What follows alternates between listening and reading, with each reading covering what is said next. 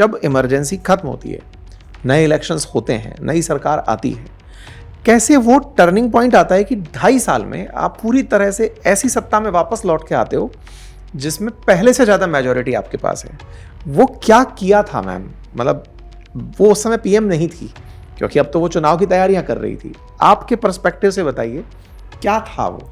अंकित, जब मैंने हर प्रधानमंत्री का मैंने एक डिसीजन लिया है, इट्स नॉट इट्स नॉट हाँ मैं समझ गया, सारे बिल्कुल ठीक बात है। इट इज वन डिसीजन जिसको मैंने देखा है कि कैसे लिया। अब इंदिरा गांधी का डिसीजन कौन सा लिया जाए मेरे लिए बड़ा मुश्किल था। बांग्लादेश के ऊपर इतना कुछ निकल गया था, इमरजेंसी के ऊपर इतना कुछ लिखा गया था, और डिसीजंस उनके जो पॉपुलर रहे हैं ना, तो मुझे लगा कि ये जो पीरियड है ना जो आप कह रहे हो, कैसे वो पावर में आई, और 1977 में चुनाव क्यों कराया उन्होंने? कराने की जरूरत नहीं थी। सैंक्शंस तो नहीं लगे थे, दुनिया ने एक्सेप्ट कर लिया था। हालांकि उनके फ्रेंड्स थे, नेहरू के फ्रेंड्स थे वेस्टर्न डेमोक्रेसी में, जो कि क्रिटिकल थे, इंदिरा गांधी को डिक्टेटर मानते थे और वो बॉदर करता था उनको, लेकिन ऐसा तो नहीं था कि जरूरत थी। तो क्यों किया इन्होंने? as people say ना, was she more Democrat Nehru's daughter and less dictator या authoritarian Sanjay's mother? So क्या वो स्ट्रीक था उनमें? और ये तो कहना चाहिए ना कि इलेक्शन तो फ्री एंड फेयर था। अगर इलेक्शन रिग्ड करती तो जीतती, इतनी बुरी तरह पिटती नहीं। तो उतना तो उनमें जो भी कुछ बचा था वो तो था ही। लेकिन कैसे किया उन्होंने?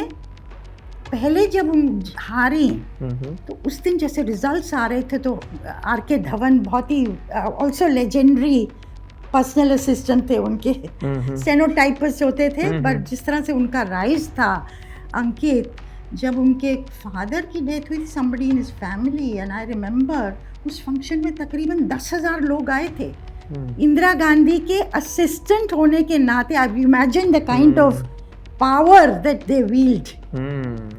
मतलब देश भर से तरह तरह के लोग, खैर दैट अपार्ट, वो अंदर आए और इंदिरा गांधी को बोला कि यू आर ट्रेलिंग, और अकेली थी वहाँ। एंड देन ही सेड कि मार्जिन इंक्रीज हो रहा है लॉस का। देन उनकी दोस्त थी पुपुल जयकर, वो आई, उनका Pupul, I am losing and I have lost, और दोनों वहाँ कुछ समय तक just silently they sat side by side. So it was very difficult for her कि कहाँ तो वो क्वीन ऑफ इंग्लैंड हुई ना, क्वीन ऑफ इंडिया हुई ना, मतलब हर कोई उनको देखता था। India. Overnight she became a villain. बाहर ढोल नगाड़े बज रहे हैं, उनको आवाज़ आ रही है, हाउ इंदिरा गांधी गई, लोग इतने खुश हैं, मिठाइयों की, मैं तो बम्बई में थी उस दिन, लोगों ने मिठाइयों की दुकानें खोल के फ्री में बांटा था रात को, जब ये खबर आई थी। और मुझे याद है जो लोग जीते थे उसमें, राम जेठमलानी और मृणाल गोरे, जो मुंबई के एमपी जीते थे, हम लोग कोने पे खड़े थे, तो वी वर वेटिंग, और किस तरह से लोग डांस कर रहे थे, जोर से बोलो जनता पार्टी, प्यार से बोलो जनता। It was like euphoric kind of. जो इलेक्शन था, क्या उसने एक तरह से सेफ्टी वॉल्व की तरह काम किया जब आगे निकल के देखते हैं? बिल्कुल बिल्कुल कि ये डिक्टेटर गया। ये बात, पर उनको तो उन्होंने कहा कि मेरे पास तो I don't know what to do with myself, मेरे पास तो नंबर्स भी नहीं है, वो भी सेक्रेटरी, फोन नंबर्स भी नहीं है, सेक्रेटरी मिलाता था। कोई फाइल, अगर फाइल भी आ रही होती तो मैं कुछ करती, मतलब एवरीथिंग इज टेकन अवे ना फ्रॉम यू। और उन्होंने उस समय कहा था कि मैं तो चाहती हूँ कि मैं हिमालय में चली जाऊँ, ठीक बात, वहाँ सेटल कर जाऊँ, बहुत हो गया ये सब, I now want to live a life of peace, कहाँ कुछ थोड़ा झरना हो, थोड़े पेड़ हो, मेरी ज़रूरतें क्या हैं।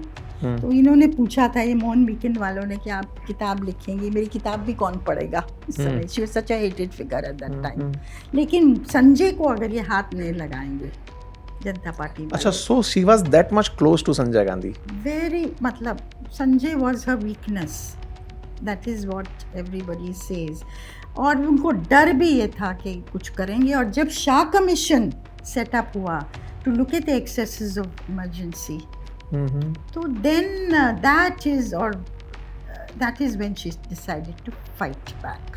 और कई लोग, ये तो कमलनाथ ये कहते हैं, मैंने कोट भी किया उन्हें, कि अगर छोड़ देते इंदिरा गांधी को जनता पार्टी वाले उस समय, तो शायद वो रिटायर ही कर जाती। मैम, मैं थोड़ा सा कंटेक्स्ट को वाइड करता हूँ। कहते हैं कि जब वर्साई की संधि हुई, ट्रीटी ऑफ वर्साई, जो ह्यूमिलिएटिंग वर्साई की ट्रीटी थी जर्मन्स के लिए, कहते हैं कि उसी दिन ये तय हो चुका था कि सेकेंड वर्ल्ड वॉर भी होगा। बिकॉज फर्स्ट वर्ल्ड वॉर की ट्रीटी में आपने इतनी ज़्यादा शर्तें लाद दी थी कि जर्मन्स को लगने लगा था कि नहीं, अब अपने प्राइड के लिए ही सही हमें फिर से उठ खड़ा होना होगा।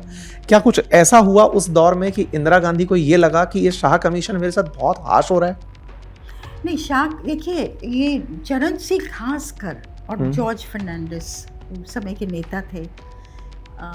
चरण सिंह तो बहुत मास लीडर मानते थे किसानों का, और जॉर्ज फर्नांडिस बहुत ही नामी सोशलिस्ट रहे।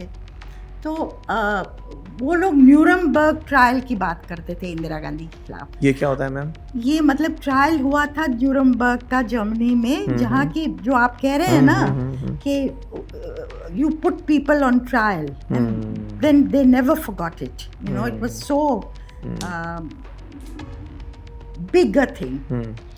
तो मुरारजी देसाई चाहते थे छोड़ दिया जाए। मुरारजी देसाई जो सारी उम्र इनकी खिलाफत करते रहे, उनको लगता था कि शायद, मतलब वाइजली सो, मतलब इतना नहीं करना चाहिए, इस पचड़े में नहीं पड़ना चाहिए। और नहीं पड़ते इस पचड़े में तो शायद कहानी अलग होती, but you leave people who are guilty, और यू लीव कि लोगों ने अपना वर्डिक्ट दे दिया, दैट्स गुड इनफ। या फिर आप पीनलाइज कर रहे हो कि नहीं, वॉर क्राइम्स आपने किए, इक्वल टू वॉर क्राइम्स, जो वो कह रहे थे। ये बिल्कुल वैसे हो गया। अगर करंट कंटेक्स्ट में इसको रिलेट करूं, तो जो शेख हसीना के साथ में मोहम्मद यूनुस कर रहे थे, और अब तारिक रहमान आए हैं, तो उन्होंने बहुत सॉफ्ट हाथ रखा हुआ है। दैट्स करेक्ट, दैट्स एब्सोल्युटली, क्योंकि उसका काउंटर रिएक्शन हो सकता है, क्योंकि फिर लोग उनके साथ सेंटिमेंट जुड़ जाएंगे। सो इंदिरा जी का जब कहानी खत्म कर रही, कैसे किया उन्होंने, जब when she decided to fight back, और संजय गांधी लोकी में रखा, क्योंकि वो अनपॉपुलर चेहरा थे, इमरजेंसी में एक्स्ट्रा कॉन्स्टिट्यूशनल अथॉरिटी माने जाते थे, तो उनके साथ स्ट्रैटेजी तय की कैसे नंबर 1 राज नारायण, जिन्होंने इनको हराया था 77 में, जो इनके खिलाफ केस लाए थे 1975 में, जो केस में वो डिस्क्वालीफाई हो गई थी पार्लियामेंट से, और जिसकी वजह से उन्होंने इमरजेंसी लगाई थी, उनको अपनी तरफ किया जाए। Okay, he was one man demolition squad against her, उनको अपनी तरफ किया। वो बहुत रोचक कहानी है। हाँ, मैं ऑडियंस को ऐड कर देता हूँ आपकी रोचक कहानी को, cut to the short brief में, कि उन्होंने फाइट, मतलब वायुसेना के विमानों का इलेक्शन कैंपेन में इस्तेमाल कर लिया था। इस बात के लिए जो राजनारायण जी, जिनका नाम लिया जा रहा है, वो इंदिरा गांधी जी के खिलाफ इलाहाबाद हाईकोर्ट चले गए थे। एम आई राइट? फिर जब उन्होंने वहां जाकर बताया कि बोले साहब, जब सरकारी मशीनरी चुनाव लड़ रही है तो हम तो चुनाव जीत ही कैसे सकते हैं, तो इलाहाबाद हाईकोर्ट ने इंदिरा गांधी जी के उस इलेक्शन को नल एंड वॉइड कर दिया कि नहीं, आप इसके लिए लायक ही नहीं है, आपने गलत तरीके से जीता है, और वहां पे राजनारायण जी इलेक्टेड घोषित कर दिए जाते हैं। इधर सुप्रीम कोर्ट में ये मैम लेकर आती हैं इस मामले को कि साहब, एक हाई कोर्ट मेरे बारे में ऐसे कैसे बोल सकती है, हम तो पीएम ऑफ इंडिया। तब सुप्रीम कोर्ट कहती है कि मैम, हम आपसे और तो कुछ नहीं कह सकते, आप सीट पे तो रहिए, लेकिन साइन मत करिए कुछ भी, मतलब काम मत करिए कुछ भी। तो वो इंदिरा गांधी जी को लगा कि मैं prime minister, daughter of late Jawaharlal Nehru, इतना सब कुछ मेरे पास होते हुए भी एक कोर्ट मेरे बारे में ऐसा सोच सकती है। कहते हैं ये वो ट्रिगर पॉइंट था जब उन्होंने कहा कि इमरजेंसी घोषित करो। एम आई राइट मैम? हाँ, बट मोटा मोटा आपने कंडेंस किया। बिल्कुल सही।